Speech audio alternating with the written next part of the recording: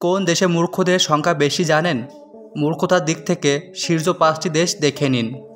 Number 5, Niger. আফ্রিকার এই দেশটির শিক্ষার হার মাত্র 28.7%, মানে 100 জনের ভেতর 72 জনই মূর্খ। Number 4, Burkina Faso. পশ্চিম আফ্রিকার এই দেশটি শিক্ষার হার মাত্র 28%, মানে 100 জনের ভেতর 72 জনই মূর্খ। অর্থনৈতিক সংকট এবং স্কুল সংকটের কারণে দেশটির এই হাল। নাম্বার 3, আফগানিস্তান। দক্ষিণ এশিয়ার এই দেশটি সবচেয়ে বড় সমস্যা রাজনৈতিক অস্থিরতা। আফগানিস্তানের শিক্ষার হার মাত্র 27%, মানে 100 জনের ভেতরে 73 জন মানুষ মূর্খ।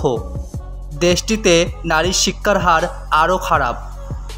নাম্বার 2, মালি। পশ্চিম আফ্রিকা দেশটিতে নেই পর্যাপ্ত পরিমাণে স্কুল, শিক্ষক ও অর্থ। মালিতে শিক্ষার হার প্রায় 25%, মানে 100 জনের ভেতর 75 জন মানুষ মূর্খ। নাম্বার 1 নম্বরে রয়েছে দক্ষিণ সুদান। 2011 সালে প্রজাতন্ত্রের কাছ থেকে দক্ষিণ সুদান স্বাধীনতা পেলেও এখনও শিক্ষার আলো ঠিকঠাকভাবে পৌঁছায়নি।